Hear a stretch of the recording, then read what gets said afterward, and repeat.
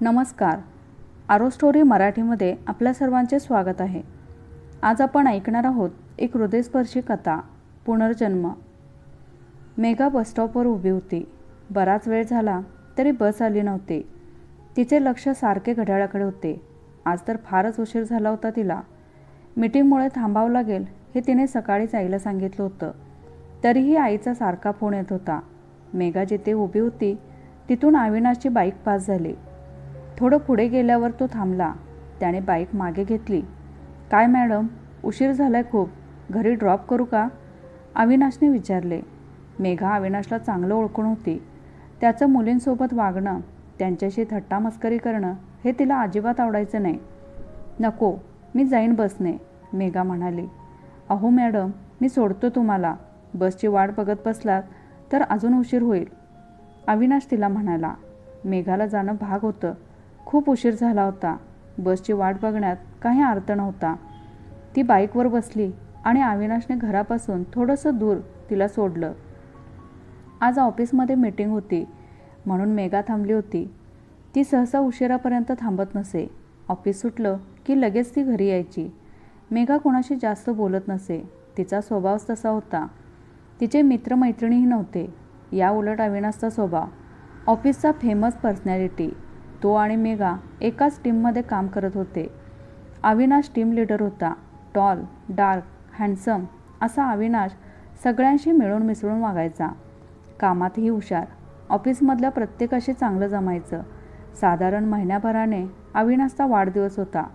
त्याने आपल्या टीम मेंबर्सना पार्टीला बोलावले.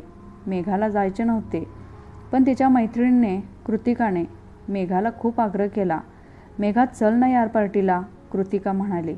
तुला माहिती आहे ना, मला असल्या पार्टी वगैरेमध्ये जराही इंटरेस्ट नाही आहे, मेघा म्हणाली.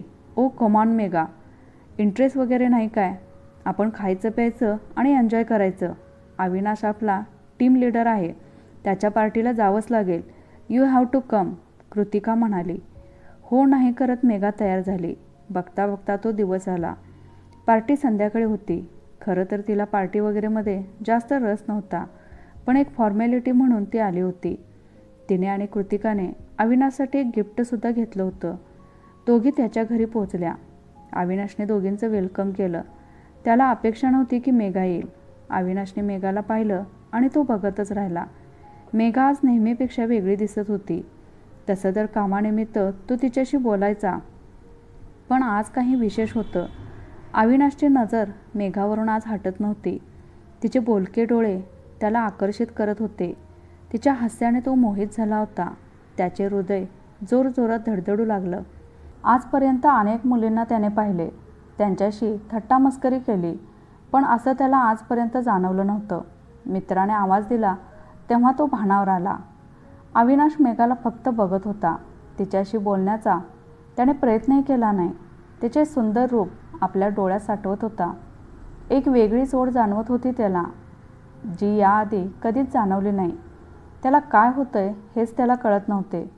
त्याचे पार्टीत लक्षच नव्हते. मेघा पार्टीतून कधी निघून गेली हे अविनाशला कळलंच नाही. ती दिसेनाशी झाली. दुसऱ्या दिवशीपासून अविनाश फक्त मेघाचा विचार करू लागला.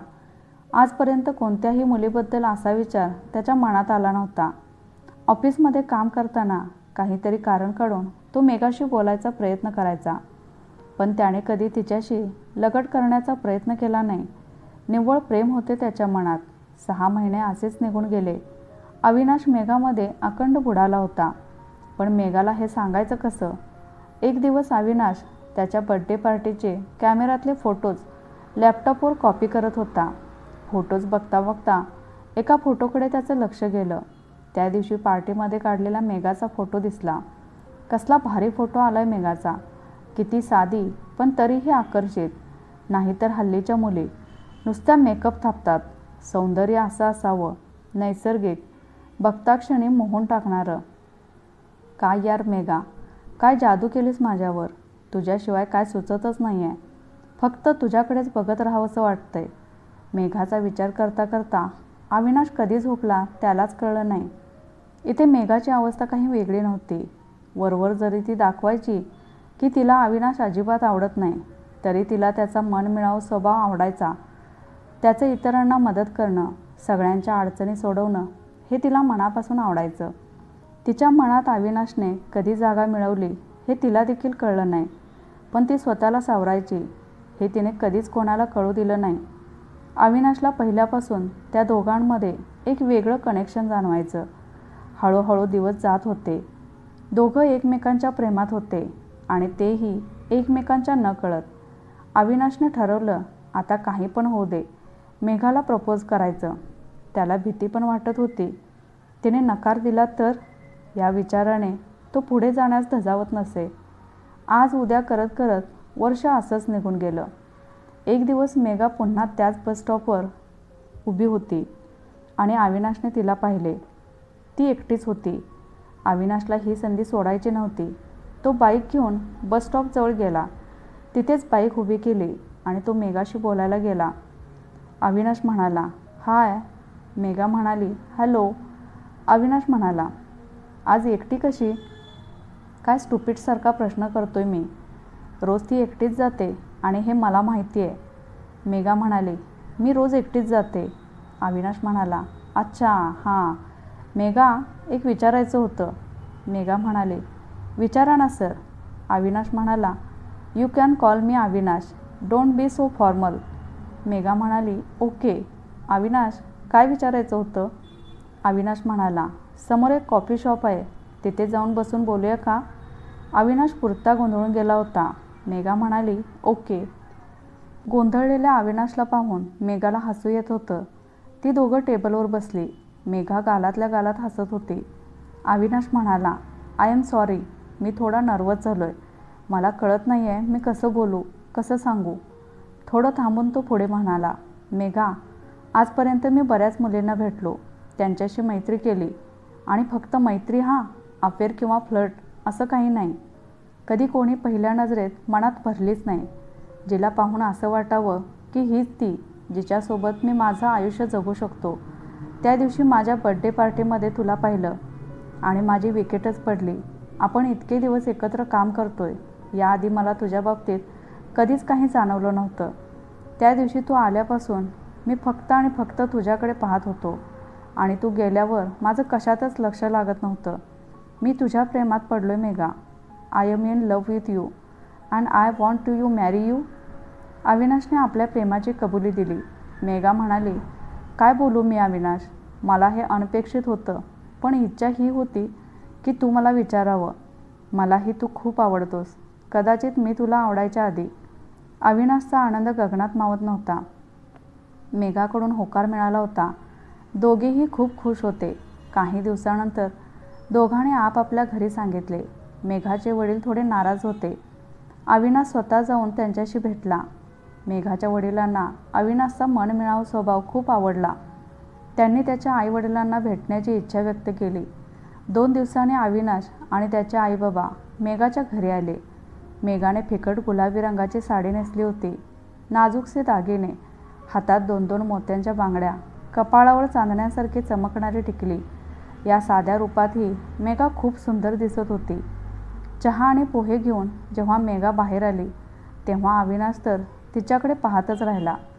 त्यांची नजरानजर होताच मेघाने लाजून मान खाली झुकवली. अविनाशची तर नजर तिच्यावरून हटत नव्हती.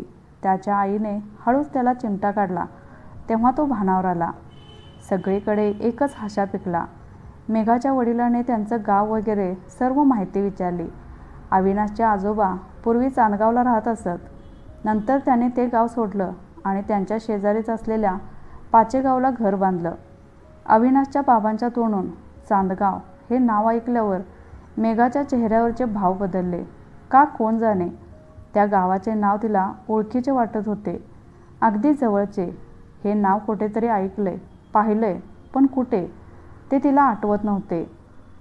स्थळ पसंत असल्याचे आणि पुढच्या बोलणीसाठी भेटण्याचे ठरवून अविनाश आणि त्याचे आईबाबा निघाले. इथे मेघा मात्र त्याच विचारात होती. दुसऱ्या दिवशी नेहमीप्रमाणे मेघा ऑफिसला गेली. ऑफिसमध्ये दोघांचं लग्न ठरल्याची बातमी आधीच पसरली होती. ती ऑफिसमध्ये येताच अभिनंदनाचा वर्षाव झाला. मेघा खूप खुश होती आणि अविनाशही. लंच टाईममध्ये दोघं एकत्रच जेवायला बसले. अविनाशच्या लक्षात आले की मेघा कसल्या तरी विचारात आहे. अविनाश म्हणाला, मेघा डार्लिंग, काय झालंय? कालपासून नोटीस करतोय. Any problem? तुझ्या मनात काही चाललंय का? तू खुश तर आहेस ना? मेघा म्हणाली, हो अविनाश, मी ठीक आहे. And of course I am happy.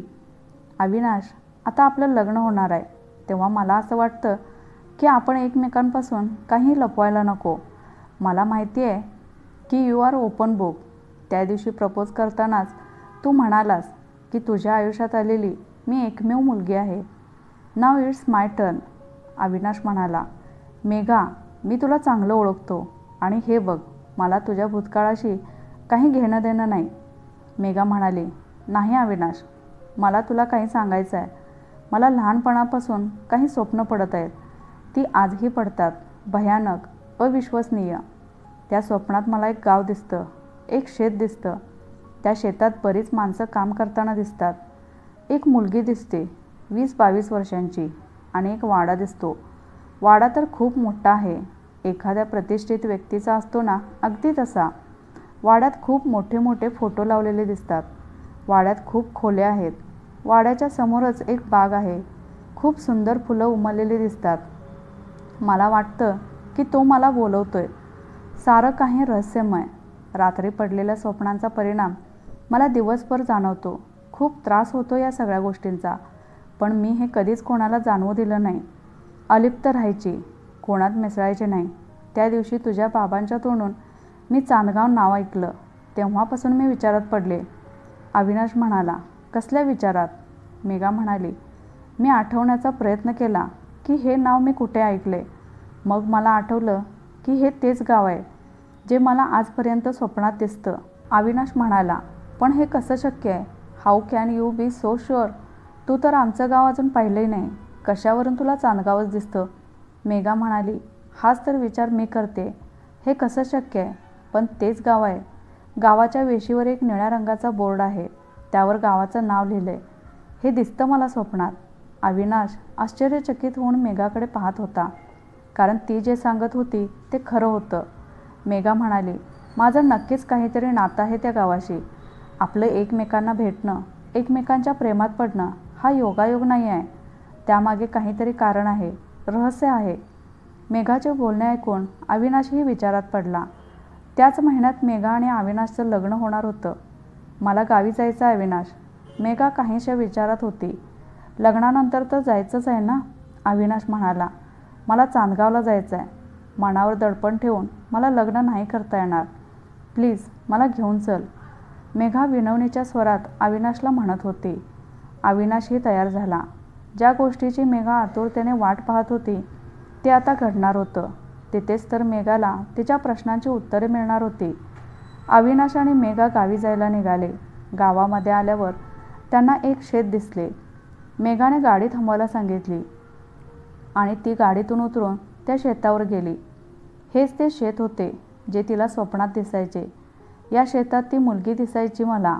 हेच शेत आहे ते, तिने अविनाशला सांगितले. जणू काही सर्व प्रसंग डोळ्यासमोर घडत असल्यासारखं तिला वाटत होतं. एक मुलगा आणि एक मुलगी त्या शेतात पाठमोरे पळताना दिसत होते. त्यांचे चेहरे स्पष्ट दिसत नव्हते आणि अचानक त्या मुलाने तिला पाठीमागून पकडलं. त्यांचे चेहरे मेघाला स्पष्ट दिसले. ती मुलगी म्हणजे ती स्वतः होती आणि तो मुलगा होता अविनाश. अविनाश, तिने घट्ट डोळे बंद करून घेतले आणि अविनाशकडे गेली. मी तुला म्हटलं होतं ना, काहीतरी नातं आहे आपलं दोघांचं, या गावाचं. आता मी जे काही पाहिलं त्यावर माझा विश्वास बसत नाही आहे, पण मी आपल्या दोघांना पाहिलं. हो, आपण दोघेच होतो. मेघा शांतपणे अविनाशला सांगत होती. म्हणजे आपण दोघं? अविनाश आश्चर्यकारक होऊन बघत होता. हो, आपल्या दोघांचा पुनर्जन्म झाला आहे, मेघा म्हणाली. अविनाशचा अजूनही विश्वास बसत नव्हता, कारण आजपर्यंत त्याला मेघासारखं कधीही काहीच जाणवलं नव्हतं. या शेतात तू आणि मी भेटायचो चोरून. आपण खूप प्रेम करायचो एकमेकांवर. तुला नाही आठवत का रे? एकत्र शाळेत जायचो. खेळता खेळता कधी एकमेकांचे झालो हे कळलंच नाही. मेघा त्याला आठवण करून देत होती. अविनाशही आठवण्याचा प्रयत्न करत होता. त्याचं डोकं सुन्न झालं होतं. तो डोळे बंद करून तिथेच बसला, शेताच्या मातीत हात फिरवत. तुला आवडायचं असं मातीत हात फिरवायला, मेघा म्हणाली. थोड्या वेळाने ते दोघे गाडीत बसले आणि वाडा शोधू लागले. अविनाश कधीच त्या गावी आला नव्हता, तरीही त्याला गाव आपलंसं वाटत होतं. जणू प्रत्येक रस्ता त्याच्या पायाखालून गेला आहे. आता त्यालाही जाणवू लागलं की आपण या गावी राहत होतो. काही वेळातच ते वाड्याजवळ पोचले. ती दोघे गाडीतून उतरली. मेघाने तो वाडा पाहिला, तोच वाडा जो तिला इतकी वर्ष स्वप्नात दिसायचा. ती गेटमधून आत गेली. भयान शांतता होती. सगळीकडे वाळलेल्या पानांचा ढीग पडला होता. पक्ष्यांच्या किलबिलाटाने आसमंत भरून गेला होता. ती पुढे जाणार इतक्यात अविनाशने तिला हाक मारली. अविनाश म्हणाला, मेघा थांब, नको जाऊस पुढे. मेघा म्हणाली, अविनाश, हाच तो वाडा आहे जो मला स्वप्नात दिसतोय लहानपणापासून. याच त्या भयानक गोष्टी आहेत ज्याने मला आजपर्यंत नीट झोपू दिलं नाही. अविनाश म्हणाला, मेघा, हा वाडा पडीक आहे. कोणीही येत नसावं इथे. आत एखादं जनावर असू शकतं. प्लीज जाऊ नकोस आत. मेघा म्हणाली, नाही अविनाश, मला काही होणार नाही. अविनाश म्हणाला, हा वेडेपणा आहे मेघा. मेघा म्हणाली, मी जाणार आहे, तू ये अगर नको येऊस. दोघांचाही वाद होतो, पण मेघा आत जाते. नाईलाजाने आणि काळजीने अविनाशही तिच्या मागे जातो. दरवाजा अर्धवट उघडाच असतो. एक वेगळाच दर्प येतो दोघांना. भयान अशा त्या वाड्यात मेघा नजर फिरवते. वाड्यात बरेच मोठे मोठे फोटो लावलेले असतात. वाड्याच्या मालकांचे फोटो असतात. त्यात एका फोटोमध्ये मेघाचा फोटो असतो. त्यात खाली नाव लिहिलेलं असतं कावेरी. म्हणजे मागच्या जन्मीचं माझं नाव कावेरी होतं. तिने अविनाशला तो फोटो दाखवला. तोही आश्चर्यचकित होऊन पाहत होता. हुबेहूब मेघा. दोघांनाही त्यांच्या पुनर्जन्माचं कोडं उलगडत नव्हतं. या वाड्यात काही सापडणार नाही म्हणून त्या दोघांनी गावातल्या लोकांकडे विचारपूस केली. बऱ्याच जणांनी काशीबाबाकडून तुम्हाला वाड्याची माहिती मिळू शकेल असे सांगितले. ते कुठे राहतात वगैरे चौकशी करून काशीबाबाकडे जातात. गावाच्या वेशीवर त्यांचं घर होतं. घर कसलं, पडीक झोपडीच ती. मकरंद आणि काशी एकाच वयाचे. वाड्यावर एकत्र काम करत असत. काशीबाबाच्या घरी गेल्यावर आणि अविनाशला पाहिल्यावर त्यांच्या जुन्या आठवणी ताज्या झाल्या. 60 वर्षानंतर ते पुन्हा भेटले. दोघांनी एकमेकांना मिठी मारली. त्याने मेघाला पाहिले. छोट्या मालकीनबाई साहेब. काशीने हात जोडले. त्याला विश्वास नव्हता की कावेरी आणि मकरंद त्याच्यासमोर उभे आहेत. काशीबाबांनी त्यांना वाड्याची कहाणी सांगायला सुरुवात केली. वाड्यावर काशी आणि त्याचे बाबा काम करत असत. वाड्याचे मालक जयसिंगराव एकदम भारदस्त व्यक्तिमत्व, धिप्पाड शरीर, अंगभर सोनं, हातात सोन्याचा कडा, पिळदार मिशा. गावात खूप दरारा होता त्यांचा. लोकांच्या जमिनी बळकवणे, धमकावून पैसे घेणे यासारखे कामे त्यांची माणसे करायची. एक दिवस जयसिंगरावांचा मुलगा उत्तमराव गावातून जात होता. त्याची नजर कावेरीवर पडली. गोरी कांती, उंच बांधा, घारे डोळे असलेली कावेरी त्याच्या नजरेत भरली. रामा शेतकऱ्यांची मुलगी कावेरी वडिलांसोबत शेतात काम करत होती. उत्तमरावाने तिला पाहिल्यावर तिला मिळवण्याची इच्छा झाली. त्याच्या बदल्यात पैशाचं लालूच दाखवलं. पण असलं काही आम्ही करणार नाही म्हणून रामा शेतकऱ्याने मान्य केलं नाही. उत्तमरावाला राग आला. कावेरीला मिळवण्याच्या वेडाने तो झपाटला. काही पण करून तिला मिळवायचेच या अट्टाहासाने तो पेटून उठला. उत्तमरावाच्या वाड्यावर मकरंद गडी म्हणून कामाला होता. कावेरी आणि मकरंद हे एकाच वयाचे, सोबत शाळेत शिकलेले. मैत्री कधी प्रेमामध्ये बदलली त्यांचं त्यांना देखील कळलं नाही. ते रोज लांब शेतात कोणी बघणार नाही अशा ठिकाणी भेटायचे. मकरंद आणि कावेरी एकमेकांच्या प्रेमात अखंड बुडालेले. एके दिवशी उत्तमरावाने त्यांना पाहिलं. त्याचवेळी कावेरीला पकडून वाड्यावर आणलं आणि तिला खोलीत बंद केलं. मकरंदला खूप मारहाण करण्यात आली. दुसऱ्याच दिवशी उत्तमरावाने कावेरीशी जबरदस्तीने लग्न केलं आणि तिच्या मनाच्या विरुद्ध तिचा संसार सुरू झाला. काही दिवसात तिला कळलं की आपल्याला एक सवतीही आहे. उत्तमरावची पहिली बायको लक्ष्मी, मालकीनबाई. नवऱ्याच्या राक्षसीपणाला कंटाळलेल्या मालकीनबाईला कावेरीची दया आली. इच्छा असूनही त्या काहीच करू शकत नव्हत्या. काही दिवसातच मालकीनबाई आणि कावेरी म्हणजे छोट्या मालकीनबाईंची चांगली गट्टी जमली. दोघींचा दिवस खूप छान जाई.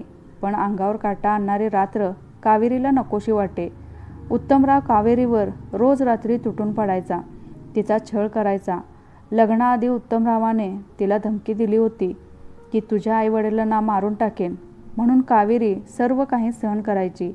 कावेरी खूप मलूल होऊन गेली होती. तिच्या चेहऱ्यावरचे तेज नाहीसे झाले होते. तिचे भकास डोळे शून्यात बघत असायचे. मोठ्या मालकीणबाईला तिची अवस्था बघवत नव्हती. एक दिवस जे नाही घडायला हवं होतं तेच घडलं. उत्तमराव दुसऱ्या गावी गेले होते आणि मालकीणबाई देखील माहेरी गेल्या होत्या. हीच संधी साधून कावेरी आणि मकरंद दोघांनी पळून जाण्याचा निर्णय घेतला. मी खूप समजावलं, पण त्याने नाही ऐकलं आणि त्याच रात्री ते पळून गेले. इकडे शोधाशोध सुरू झाली. उत्तमराव गावी परतल्यावर त्याने कावेरीचा खूप शोध घेतला. ते काही सापडले नाहीत. दोघं पळून गेले म्हणून त्याने कावेरीच्या आणि मकरंदच्या संपूर्ण कुटुंबाला जीवे मारलं. काशीबाबाच्या डोळ्यात पाणी आलं. आणि उत्तमराव, त्याचं काय झालं? अविनाशने विचारलं. 10 वर्षापूर्वी एका अपघातात जयसिंगराव आणि मालकीणबाई वारल्या आणि उत्तमरावाचे पाय गेले. ते आणि त्यांचा मुलगा दोघांनी वाडा सोडला आणि एका साध्या घरात राहत आहेत. पण तुम्ही दोघं इथे पुन्हा? काशीबाबाला काहीच कळत नव्हतं. काशी, आम्ही दोघं पळून गेलो नव्हतो. आम्हाला मारून टाकले आणि वाड्याच्या मागे असलेल्या शेतात पुरून टाकलं होतं, मेघा म्हणाली. काशीबाबा आश्चर्यचकित होऊन मेघाकडे बघत होता. उत्तमरावाला त्याच्या कर्माची शिक्षा द्यायला आमचा पुनर्जन्म झाला आहे, मेघा म्हणाली. मला भेटायचं आहे उत्तमरावाला. मेघाने त्या दिवशी जे काही घडलं आणि जे आजपर्यंत कोणाला माहीत नाही ते सांगण्यास सुरुवात केली. त्या दिवशी उत्तमराव काही कामानिमित्त दुसऱ्या गावी जाणार होता. लक्ष्मीने आणि तिने एक निर्णय घेतला. मकरंदविषयी कावेरीने लक्ष्मीला सांगितले होते. या सर्व त्रासातून सुटका हवी असेल तर गावातून दोघांनी पळून गेल्याशिवाय पर्याय नाही. कावेरीला लक्ष्मीने आपली योजना सांगितली. असे करणे म्हणजे मृत्यूला आमंत्रण देण्यासारखेच होते. पण तरीही कावेरी आणि मकरंद तयार झाले. लक्ष्मीनेही 2 दिवस माहेरी जाण्याची परवानगी मागितली, जेणेकरून तिच्यावर कोणाचा संशय येणार नाही. ज्या दिवशी उत्तमराव निघणार त्याच रात्री कावेरीने पण घरातून पळ काढण्याचे ठरवले. त्या रात्री वाड्यावरची सर्व गडी माणसं झोपली होती.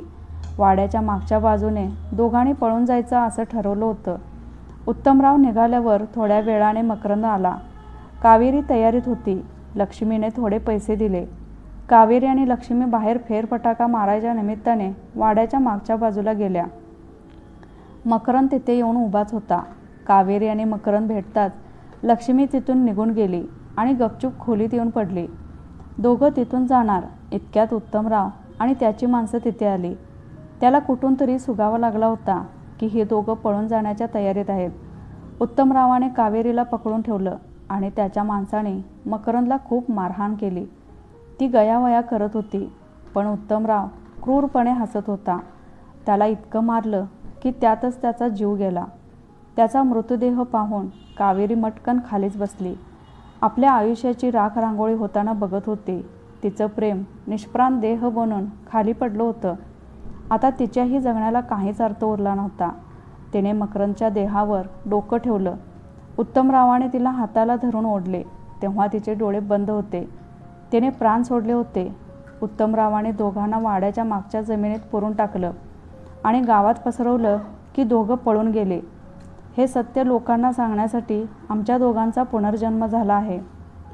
दोघंही उत्तमरावाच्या घरी गेले. उत्तमराव व्हीलचेअरवर बसून होता. कावेरी आणि मकरंदला पाहताच त्याला धक्का बसला. त्याला त्याच्या गुन्ह्याची जाणीव झाली. मी तुमचा गुन्हेगार आहे. इतक्या वर्षांपासून शिक्षा भोगतोय. मला क्षमा करा. उत्तमराव काकुळतीला येऊन हात जोडून बोलत होता. सगळ्या गावासमोर तुला सांगावं लागेल. तुझा गुन्हा तुला कबूल करावा लागेल. आमच्या दोघांबद्दल तू जे काही पसरवलं ते खोटं होतं हे सगळ्या गावाला सांगावं लागेल, मेघा म्हणाली. आणि दुसऱ्या दिवशी गावातल्या पंचायतीसमोर उत्तमरावाने आपला गुन्हा कबूल केला. आपले हात जोडले आणि तिथेच त्याने प्राण सोडले. कदाचित याच गोष्टीसाठी तो आजपर्यंत जिवंत होता. मेघा आणि अविनाशला न्याय मिळाला. ते आपल्या घरी परतले आणि महिन्याभरात त्यांचं लग्न झालं. अशा प्रकारे कावेरी आणि मकरंद पुन्हा एक झाले. तर मित्रमैत्रिणींनो, आजची कथा कशी वाटली ते कमेंट करून नक्की कळवा. कथा आवडल्यास लाईक शेअर करा. चॅनेलवर नवीन असाल तर चॅनेलला सबस्क्राईब करा. कथा पूर्ण ऐकल्याबद्दल आणि वाचल्याबद्दल धन्यवाद.